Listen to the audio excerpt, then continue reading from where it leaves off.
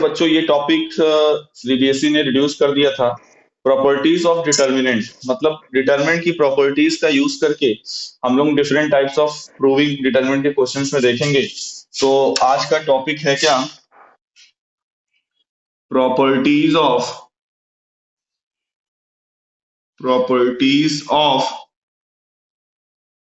Determinant. बच्चों यहाँ पर 6 प्रॉपर्टी हम लोग को पढ़नी है, जिसमें से पहली प्रॉपर्टी क्या है? देखिए, प्रॉपर्टी हम लोग को 6 प्रॉपर्टी यहाँ पर पढ़नी है डिटर्मिनेंट की। और पहली प्रॉपर्टी क्या है देखिएगा, और जहां पे भी नहीं समझ में आएगा बिल्कुल आप लोग बोलते रहिएगा। पहली प्रॉपर्टी ये है, the value of determinant remains same या unchanged if we interchange the row with the column. ठीक है, अगर किसी भी डिटर्मिनेंट के रो और कॉलम को हम लोग इंटरचेंज कर दें, ध्यान दीजिएगा एक रो की बात नहीं हो रही है, उस डिटर्मिनेंट में जितने भी रो या कॉलम है सभी की बात हो रही है। क्या? If all the rows and columns of a determinant are interchanged,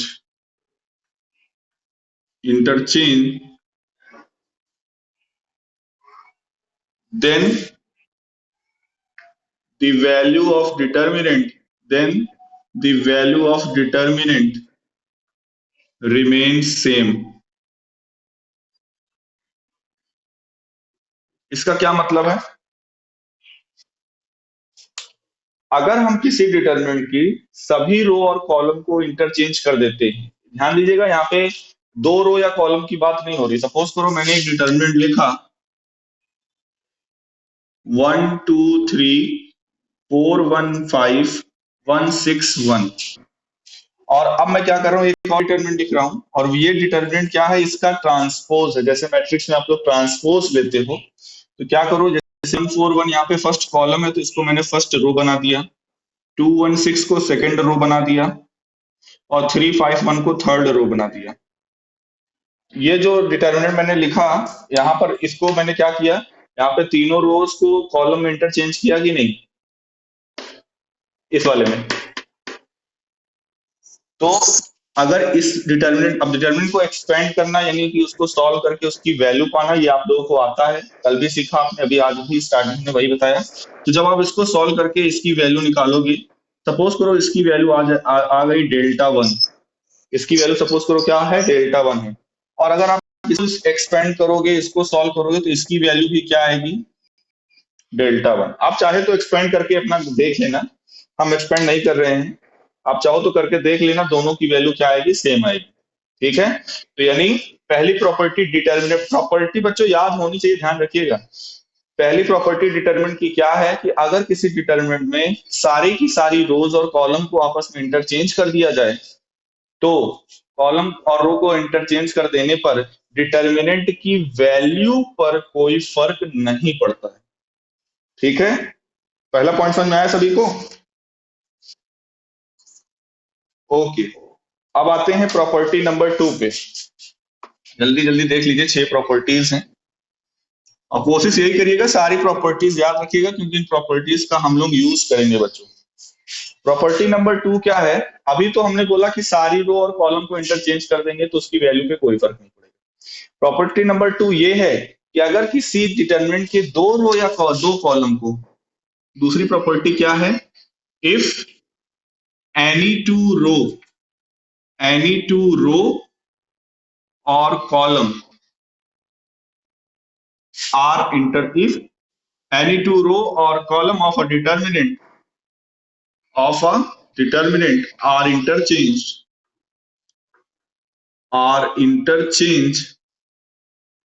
then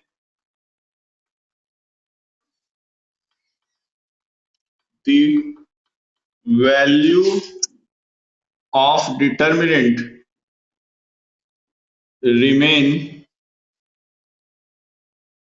same with opposite magnitude, with opposite magnitude। इसका मतलब समझ में आ रहा है बच्चों, कोई बताए?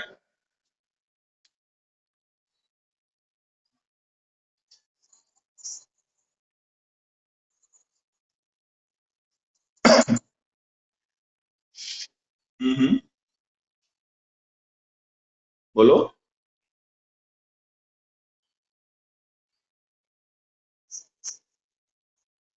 यस, कहने का मतलब ये है, मैं एग्जांपल के तौर पे लिख रहा हूँ। सपोज करो मैंने एक डिटर्मिनेंट लिखा, यहाँ पे मैंने लिख दिया 211, यहाँ पे मैंने लिख दिया 101, यहाँ पे लिख दिया 213। अब किसी भी दो रो या दो कॉलम को आपस में इंटरचेंज कर दो। सपोज करो यहाँ पर मैं कौन सा ऑपरेशन लगा रहा हूँ, C1 interchange by C2, C1 interchange by C2। तो क्या करो, C2 क्या है, 101, इसको मैंने C1 बना दिया। और C2, ये जो C1 है इसको C2 बना दो, यानी 212। और C3 ऐसे ही लिखा रहने दो। इसकी वैल्यू निकालो। सपोज करो इसकी वैल्यू आई डेल्टा 1, तो इसकी वैल्यू भी डेल्टा 1 आएगी। लेकिन इसका जो मैग्नीट्यूड, मतलब अपोजिट, सॉरी, साइन तो सेम रहेगा, बट मतलब वैल्यू तो सेम रहेगी, लेकिन उसका मैग्नीट्यूड यानी जो साइन है उसका वो अपोजिट साइन आ जाएगा। ठीक है। इसका जो साइन है, वैल्यू का जो साइन है, अगर मान लो सपोज करो इसको सॉल्व करने पर इसकी वैल्यू 14 आई, तो इसकी वैल्यू क्या आएगी, -14 आएगी। या इसकी वैल्यू अगर -14 आई है तो इसकी वैल्यू +14 आएगी। ठीक है। समझ में आई? सेकंड प्रॉपर्टी समझ में आई? किसी कोई प्रॉब्लम तो नहीं ना? सेकंड प्रॉपर्टी क्या है कि अगर किसी डिटर्मिनेंट की दो रो या दो कॉलम को, केवल दो रो या दो कॉलम को आपस में इंटरचेंज करते हैं, तो क्या फर्क पड़ता है, वैल्यू पे कोई फर्क नहीं पड़ता, वैल्यू तो वही, न्यूमेरिकल वैल्यू वही आएगी, बस उसका मैग्नीट्यूड क्या हो जाएगा, साइन अपोजिट हो जाएगा। ठीक है। अब यहीं पर अगर मैं आपसे एक चीज ये पूछूं कि अगर किसी डिटर्मिनेंट पे मैंने दो बार एक ऑपरेशन लगाया, कहने का मतलब मैंने एक बार R1 R2 को इंटरचेंज किया, फिर अगले स्टेप पे मैंने R2 और R3 को इंटरचेंज किया। अगर दो बार इंटरचेंज करोगे तो क्या फर्क पड़ेगा, बताए कोई?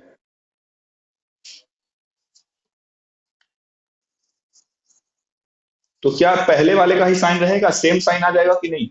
अगर आप दो बार इंटरचेंज करोगे, जैसे यहाँ पे मैंने लिखा C1 इंटरचेंज बाई C2, अब मैं यहाँ पे कर दूं अगले स्टेप, तो वैल्यू माइनस साइन के साथ आ जाएगी। अब मैं कर दूं C2 इंटरचेंज बाई C3, जब C2 और C3 को इंटरचेंज करेंगे तो साइन फिर से वही पहले वाले वाला आ जाएगा कि नहीं? है ना? तो कहने का मतलब अगर दो बार आप इंटरचेंज करते हो, मतलब R1 R2 को इंटरचेंज, R2 R3 को इंटरचेंज किए, तो वापस से आपको वही न्यूमेरिकल वैल्यू और वही मैग्नीट्यूड आपको मिलता है। ठीक है।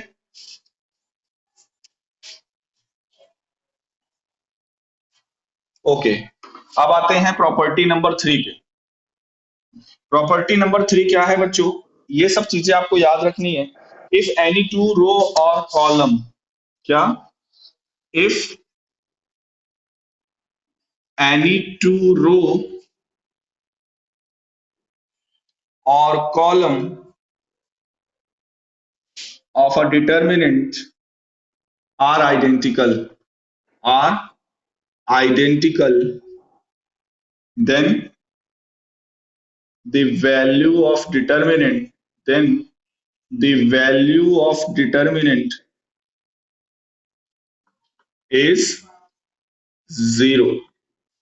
ऐसी सिचुएशन में डिटरमिनेंट की वैल्यू क्या होगी, जीरो। यहाँ पे मैंने एक वर्ड बच्चों लिखा है, आइडेंटिकल। इसका क्या मतलब? सेम। बिल्कुल, अगर किसी डिटर्मिनेंट की दो रो या दो कॉलम सेम हो, सेम होने का मतलब जो पहले रो में जो एलिमेंट हो वही दूसरी रो में एलिमेंट। फॉर एग्जाम्पल, जैसे मान लो यहाँ पे मैंने लिया 1 2 1, 1 2 1, 3 4 6। जरा ध्यान से देखो, यहाँ पे R1 और R2 सेम है कि नहीं, आइडेंटिकल है कि नहीं? तो ऐसी सिचुएशन में जब आप इसकी वैल्यू निकालोगे तो इसकी वैल्यू क्या मिलेगी, जीरो मिलेगी। आप चाहो तो एक्सपेंड करके देख लें। ठीक है। जब किसी डिटर्मिनेंट की दो रो या दो कॉलम आइडेंटिकल होते हैं तो उस डिटर्मिनेंट की वैल्यू क्या होती है, जीरो होती है। ठीक है बच्चों। आ रहा है ना समझ में? यहाँ पे तीसरी प्रॉपर्टी, किसी को कोई दिक्कत ना हो तो फिर चौथी प्रॉपर्टी पे आए, आगे बढ़े। ओके, प्रॉपर्टी नंबर 4 पे आते हैं। हर्षित बेटा अटेंडेंस ले लेना, ठीक है। कल कहाँ चले गए थे जी?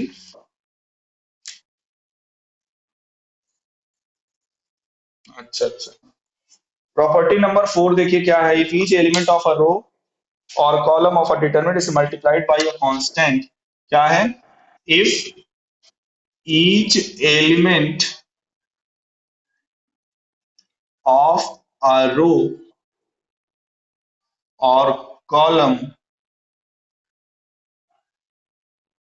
if each element of a row or column of a determinant is multiplied is multiplied by a constant k, then the value of determinant, then the value of determinant is also multiplied by k। कहने का मतलब ये है, then the value of determinant we get is also multiplied by k। अगर आप then its value gets multiplied by k, तो जो हम value the value we get, जो भी वैल्यू हम पाएंगे, तो उसमें भी उस कांस्टेंट से क्या होगा? मल्टीप्लाई होगा। कहने का मतलब ये है, सपोज करिए फॉर एग्जांपल, जैसे मान लो मैंने एक मैट्रिक्स लिया 1 4 1 2 1 3 4 6 7, इसको सॉल्व करने पर सपोज करिए कि हमको क्या मिल रहा है? 18 मिल रहा है, सपोज करिए थोड़ी देर के लिए। इस डिटरमिनेंट को सॉल्व किए, एक्सपेंड किए, तो 18 आए। अब मान लो शिवम आए और शिवम ने कहा कि सर मैं C1 में या R1 में, सपोज करो सर मैं R1 को इंटरचेंज करता हूं बाई 2R1। कहने का मतलब ये है कि वो फर्स्ट रो में सभी एलिमेंट में 2 से मल्टीप्लाई करना चाहते हैं। तो जब फर्स्ट रो के सभी एलिमेंट में आप 2 से बच्चों मल्टीप्लाई करोगे, तो ये हो जाएगा 2 8 2 2 1 3 4 6 7। सेकेंड रो थर्ड रो तो वही रहेगी, और फर्स्ट रो में हमने 2 से मल्टीप्लाई कर दिया। अब बच्चों आप लोग बताइए, अगर मैं कहूं कि बिना एक्सपेंड किए बताओ इस डिटरमिनेंट की वैल्यू कितनी होगी?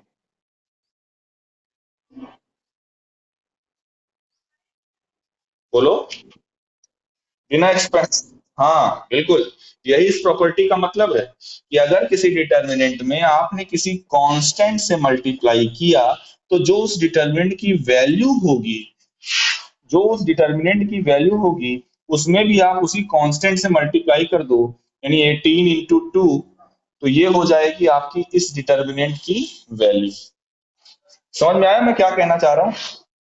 मैं ये कहना चाह रहा हूं कि अगर किसी डिटरमिनेंट के किसी भी रो या किसी भी कॉलम में अगर आपने किसी कांस्टेंट से मल्टीप्लाई किया, तो उसके आंसर आपको फाइंड आउट करने के लिए जो उस डिटरमिनेंट की वैल्यू होगी, उसमें भी अगर आप डायरेक्टली उस कांस्टेंट से मल्टीप्लाई कर दो, तो आपको आंसर मिल जाएगा। आपको एक्सपेंड करने की जरूरत नहीं। ठीक है, आपको एक्सपेंड करने की जरूरत नहीं। अच्छा, इसमें थोड़ा सा कंफ्यूजन क्या होता है देखिएगा माइंड में, क्योंकि जब हम लोग मैट्रिक्स पढ़ते हैं, अच्छा ये समझ में आया तो फिर मैं आगे समझाऊं। बोलो। ओके, देखिए जब हम लोग मैट्रिक्स पढ़ते हैं, सपोज करो कोई मैट्रिक्स है ए, और फिर मैं बोल दूं 2A, तो इसका क्या मतलब है? सपोज करो ए एक मैट्रिक्स है जिसके एलिमेंट्स है मान लो 1 2 3 3 4 1 0 0 1। मैं आप लोगों से पूछूं 2A बताओ, तो जरा सभी लोग बताइए 2A क्या होगा? यस, सब में 2 का मल्टीप्लाई, सब में का मतलब हर एक एलिमेंट। तो कहने का मतलब ये हो जाएगा 2 4 6 6 8 2 0 0 2, यही होगा कि नहीं 2A का मतलब? लेकिन अब इसी चीज को देखिए, अगर मैं इसको कह दूं ये मैट्रिक्स नहीं है, ये डिटर्मिनेंट, क्या है? डिटर्मिनेंट है। और यहां पर सपोज करिए ये ए है, और यहां पर हर एक एलिमेंट में मैंने 2 से मल्टीप्लाई किया। अब मैं कहूं इसमें से आप कुछ बाहर लो, तो क्या बाहर आएगा? यस, कहने का मतलब यहाँ पे ये टू, यहाँ पे ये जैसे ये लिखा हुआ है, तो ये ए नहीं होगा, ये एक्चुअल में यहाँ से अगर आपको बाहर लेना होगा तो देखिए, आपको पता है पहले रो में भी टू से मल्टीप्लाई हुआ है, दूसरे में भी टू से मल्टीप्लाई हुआ है, और तीसरे में भी। तो हर एक रो का टू बाहर आएगा, यानी बाहर क्या आएगा, टू का क्यूब बाहर आएगा। ये हो जाएगा क्या, टू का क्यूब, और अंदर क्या लिखा रहेगा, यही 1 2 3 3 4 1 0 0 1। समझ में आया मैं क्या कहना चाह रहा हूं? मैं ये कहना चाह रहा हूं, यहां पर पर्टिकुलर रो या कॉलम में अगर आप किसी कांस्टेंट से मल्टीप्लाई किए हो, तो वो कांस्टेंट बाहर आ जाता है। जैसे अभी आपने देखा कि जो मैंने एग्जाम प्रीवियस प्रॉपर्टी, चौथी प्रॉपर्टी बताई, तो उसमें अगर हमने स्केलर से मल्टीप्लाई किया, तो उसकी वैल्यू में भी हमने क्या किया, उस स्केलर से मल्टीप्लाई किया। कहने का मतलब ये है, अगर किसी रो में आप मल्टीप्लाई करोगे, तो वो जिस नंबर से आप मल्टीप्लाई कर रहे हो, जैसे सपोज करो ये डिटर्मिनेंट है, अब इसकी पहली रो में मैं 5 से मल्टीप्लाई कर रहा हूँ, 1 2 3 3 4 1 0 0 1। अब यहां पर सपोज करो मैं 5 से मल्टीप्लाई कर रहा हूँ, 5 से मल्टीप्लाई कर रहा हूँ, तो जो इसकी वैल्यू होगी उसमें भी 5 से मल्टीप्लाई होगा। अच्छा, मेरा एक क्वेश्चन है सभी लोगों से, क्या ये दोनों सेम है?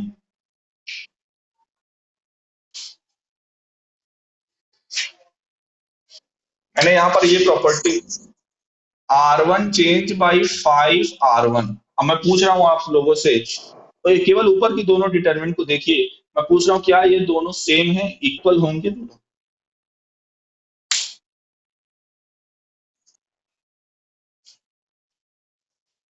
इक्वल नहीं होंगे तो क्या होगा, क्यों इक्वल नहीं होंगे, क्या इन दोनों के बीच में क्या रिलेशन है, बोलो। हाँ, हर्षित कुछ बोल रहे थे क्या?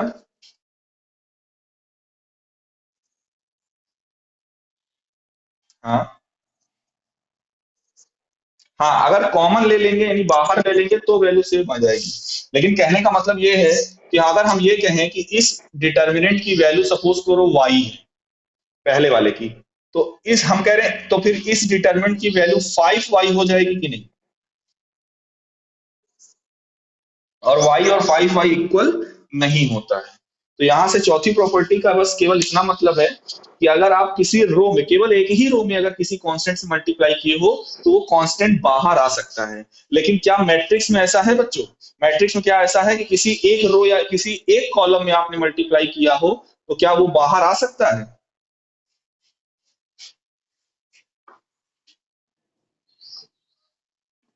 जैसे, इसको मैं क्यों फोकस कर रहा हूं, क्योंकि इसमें गलती होती है प्रूविंग के समय, इसलिए इसको ध्यान से समझिएगा।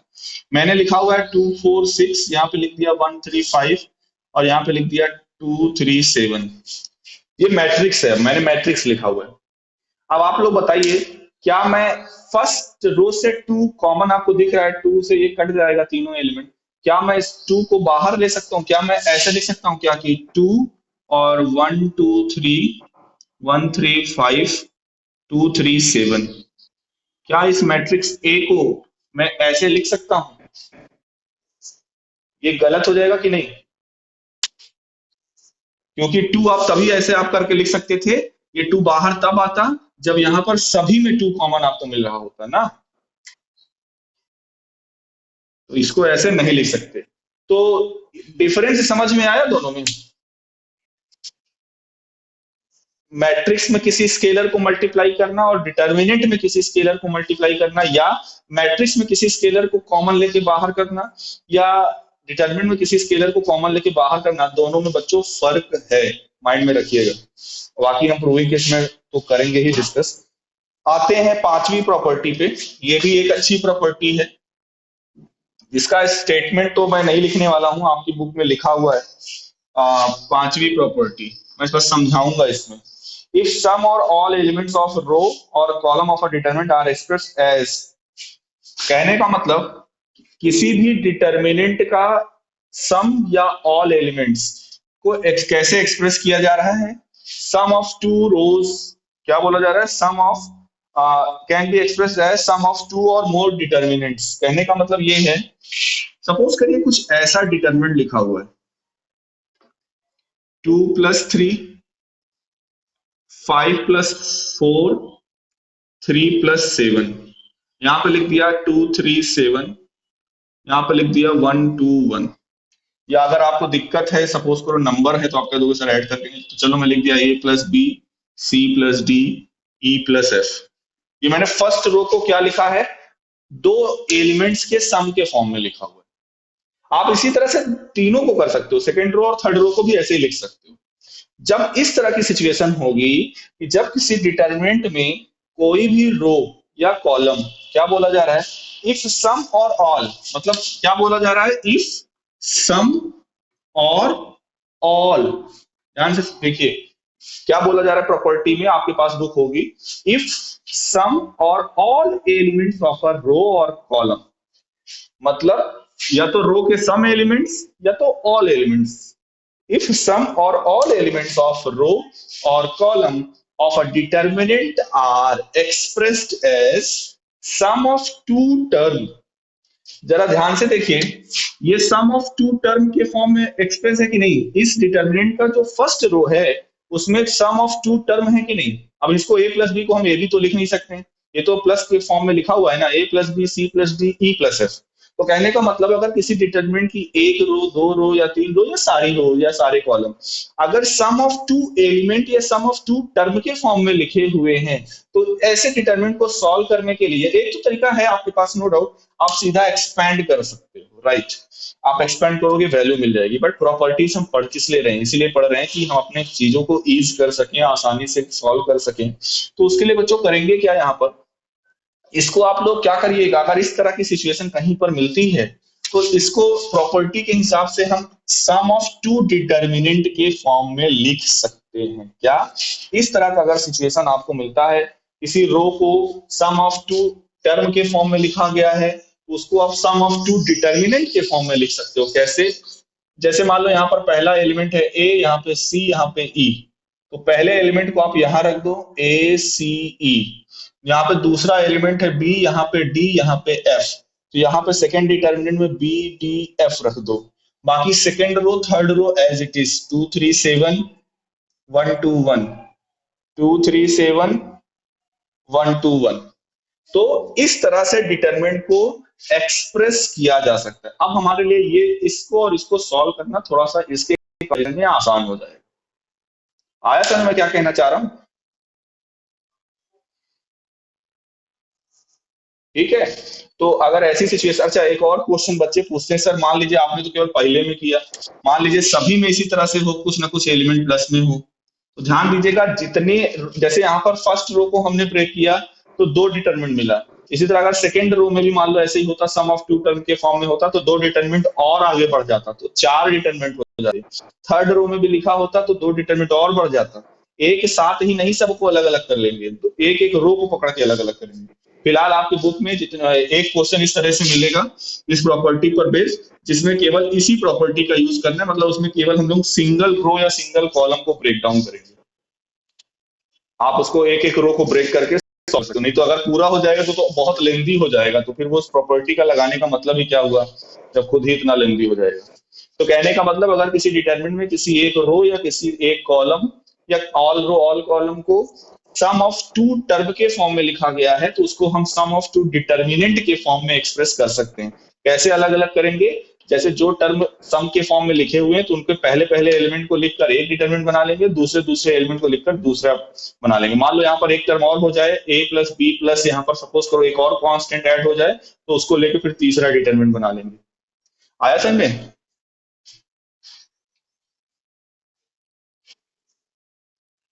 ये थी पांचवी प्रॉपर्टी। अब आते हैं छठी और लास्ट प्रॉपर्टी पे। प्रॉपर्टी जरूर आप लोग कॉपी में नोट कर लीजिएगा और कोशिश करिएगा याद रहे सभी प्रॉपर्टी।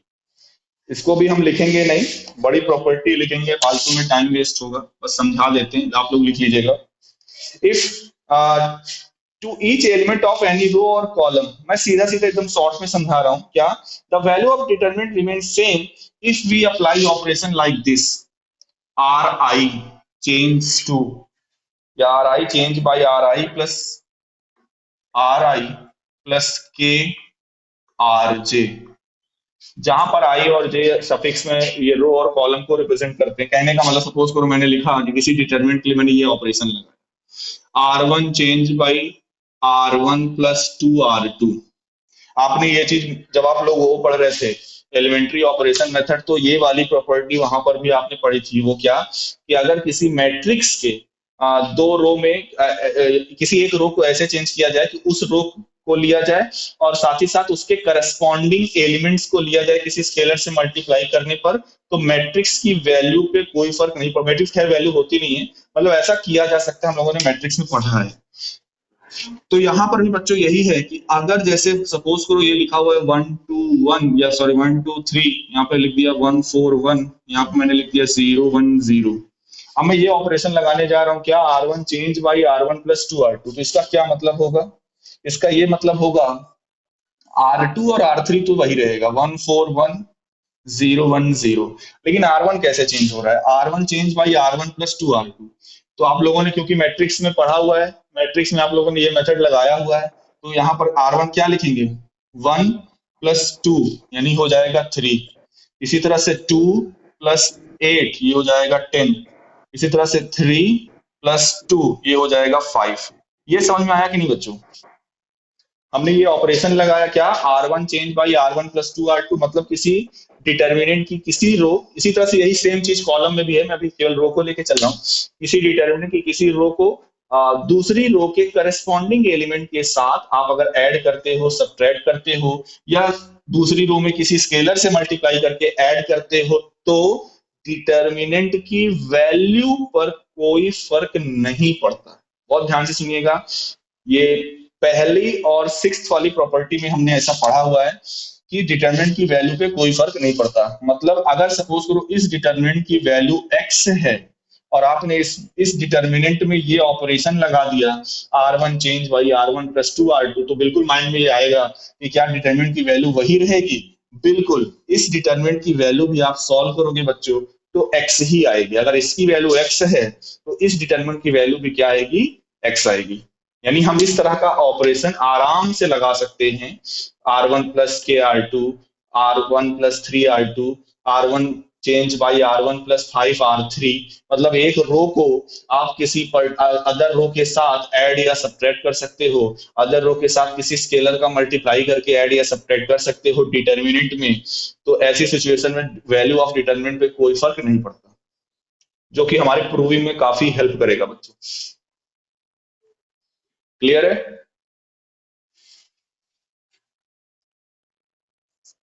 तो ये बच्चों 6 की 6 प्रॉपर्टीज हैं, और चलो एक आध क्वेश्चन पे डिस्कस कर लेते हैं। और ध्यान रखिएगा, हम लोग को ज्यादातर जितने भी चीजें करनी है अब सब प्रॉपर्टी से करना है। अपने माइंड में ये मत रखिएगा अब हमें तो एक्सपेंशन चाहिए तो सीधा क्वेश्चन देके सीधा एक्सपेंड कर दिए, वही करना होता तो फिर यहाँ पे हमको प्रॉपर्टी पढ़ने का कोई मतलब क्या। और ध्यान रखिएगा इससे क्वेश्चन जरूर आएंगे, 100% मैं कह रहा हूँ इससे क्वेश्चन जरूर आएंगे, मिनिमम 4 to 5 मार्क्स के, ये ध्यान रखिएगा। तो मैं यहाँ पर क्वेश्चन ले रहा हूँ, क्वेश्चन नंबर 3 एक्सरसाइज 4 अच्छा 4.1 में तो किसी को दिक्कत नहीं हुई होगी ना, क्यों। हाँ तो 4.2 में क्वेश्चन नंबर मैं पहले 3 ले रहा हूँ। देखिए 3 वाला क्वेश्चन है क्या, 2 3 5 7 8 9, 2 3 5 7 8 9, और थर्ड कॉलम है 65 75 86। बोला जा रहा है बच्चों इसको जीरो प्रूफ करो विदाउट एक्सपेंशन, केवल using the properties of determinant. कोई बताएगा कैसे करेंगे इसको, हम एलएचएस ले रहे हैं रिंकी।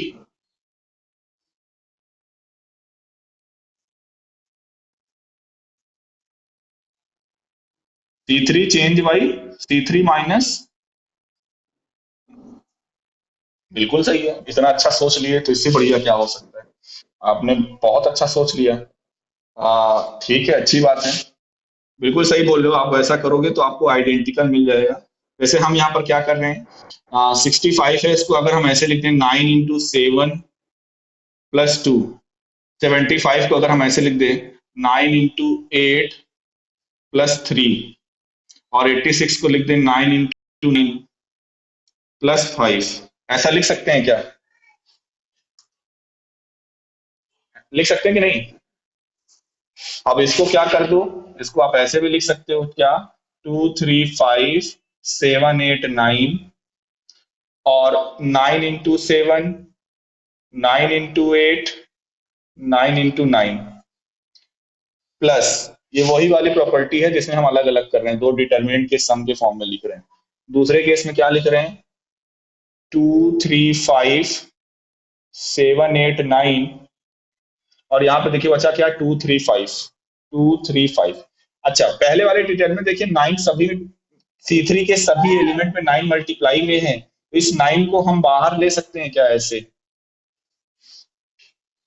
क्यों बच्चों? अब जरा देखिए दोनों डिटरमिनेंट को देखिए, यहाँ पर C2 और C3 आइडेंटिकल है, यहाँ पर भी कुछ आइडेंटिकल मिल रहा है, यहाँ पे C1 और कॉलम 3। तो हमने प्रॉपर्टी पढ़ी है कि किसी भी डिटरमिनेंट में अगर दो रो या दो कॉलम आइडेंटिकल हो तो उस डिटरमिनेंट की वैल्यू 0 होती है, तो देयरफॉर इस पूरे डिटरमिनेंट की वैल्यू क्या आ जाएगी, 0 आ जाएगी। आया समझे? प्रूफ हो गया, इक्वल्स टू RHS। या वही चीज जो इन्होंने कहा कि सर हम चाहें तो बिल्कुल ऑपरेशन भी लगा सकते हैं, C3 change by C3 - 9C2, बात तो वही है।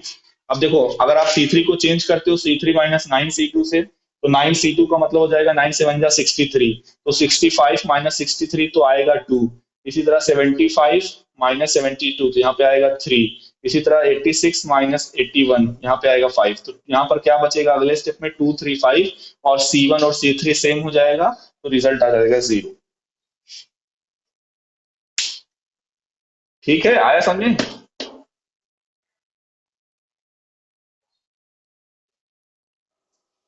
ओके, किसमें? मैं जो सोचा था मैंने वो किया है, ये किया। जैसे अभी किसी ने बताया शायद कि सर हम C3 को चेंज कर सकते हैं C3 - 9C2 से, तो बिल्कुल ये भी कर सकते हैं। प्रॉपर्टीज का इस्तेमाल आप करिए, प्रॉपर्टीज 6 प्रॉपर्टी पढ़िए, किसी का जो भी माइंड करे, ऐसा नहीं है कि हाँ हमने ये बोला तो आप यही ही करो, बिल्कुल। जैसे मैंने देखा कि ये वाला प्रॉपर्टी आप लगाओगे तो इससे छोटे पे ही सॉल्व हो जाएगा, एक ही स्टेप में आपको इतना दो टर्म के फॉर्म में नहीं ब्रेक करना पड़ेगा, दो डिटर्मिनेंट के फॉर्म में। तो लेकिन हाँ, प्रूविंग वाले क्वेश्चन को एक्सपेंशन नहीं करना है आपको। एक्सपेंशन वाला जब आएगा क्या सिचुएशन रहेगी मैं उसको भी डिस्कस करूंगा बाद में, लेकिन आपको पहले सिर्फ और सिर्फ प्रॉपर्टी के बारे में सोचना है कि प्रॉपर्टी लगाकर हम कैसे इसको सॉल्व करेंगे। पांचवा क्वेश्चन, इसका पांचवा क्वेश्चन बहुत इंपॉर्टेंट है बात, क्योंकि समय मेरे ख्याल से है नहीं कि मैं उठाऊंगा तो हो पाएगा, लेकिन मैं हिंट दे दे रहा हूँ। पांचवें क्वेश्चन में आप जो R3 है बच्चों, रो 3 है, उस रो 3 को आप दो सम ऑफ टू डिटरमिनेंट के फॉर्म में ब्रेक करिएगा, बाकी R1 और R2 को एज इट इज रहने दीजिएगा। जो पांचवा क्वेश्चन है उसको आप ऐसे लिखिएगा क्या, B + C C + A, B + C C + A, इधर लिखिएगा A, इसी तरह से Q + R R + P, और यहां पर लिखिएगा P, इसी तरह से यहां पर लिखिएगा Y + Z Z + X, और यहां पे लिखिएगा X, प्लस दूसरे वाले में फर्स्ट रो और सेकंड रो तो यही रहेगी जो यहाँ पर है, जो यहाँ पर है, और थर्ड रो में APX की जगह पे यहाँ पे क्या लिखेंगे, BQY BQY। अब आप इसको एक पहले इसको लेकर चलिएगा, फिर इसको लेकर चलिएगा और सॉल्व करिएगा। जो प्रूफ करना है उसको माइंड में रखिएगा कि आपको वो लाना है, नहीं लाने को तो बहुत कुछ आप ला सकते हो, लेकिन जो प्रूफ करना है उसके अकॉर्डिंग आपको अलग अलग पहले इस डिटरमिनेंट को लेके आगे बढ़िएगा। जैसे यहाँ पे दिख रहा है कि R2 - R3 करेंगे तो यहाँ पे CRZ बचेगा, CRZ बचेगा, है ना। इसी तरह से फिर जो B + C वाला बचेगा, फिर R1 - R2 कर देना, तो कहने का मतलब ये है कि प्रॉपर्टीज का यूज कर करके आपको प्रूफ करना है, और ये एक अच्छा क्वेश्चन है, जरूर इसको ट्राई करना आप लोग। 4.2 आप लोग पूरा लगाना। जो क्वेश्चन नंबर 7 तक है उसमें बिल्कुल भी आपको एक्सपेंशन नहीं करना है, लेकिन क्वेश्चन नंबर 8 में से जितने भी आगे क्वेश्चन हैं उसमें आप एक्सपेंशन कर सकते हो, लेकिन कब? एकदम लास्ट स्टेज पे पूरा आप प्रॉपर्टी लगाकर जाओगे, और जहां पर अब आगे और सिंप्लीफाई नहीं हो सकता है वहां से आप एक्सपेंशन लगाओगे क्वेश्चन नंबर 8 से लेकर आगे वाले में। ठीक है, प्रॉपर्टी का यूज करना है, लेकिन लास्ट स्टेज में प्रूविंग के लिए आप एक्सपेंड कर सकते हो, लेकिन शुरू से ही नहीं एक्सपेंड कर देना है आपको। प्रॉपर्टी लगा लगा के सिंपल और एकदम लोवेस्ट टर्म पे जब आप पहुंचोगे तब आप ओपन कर सकते हो। तो आप लोग 4.2 लगाइएगा, बाकी जो प्रॉब्लम होगी हम लोग डिस्कस करेंगे, ठीक है।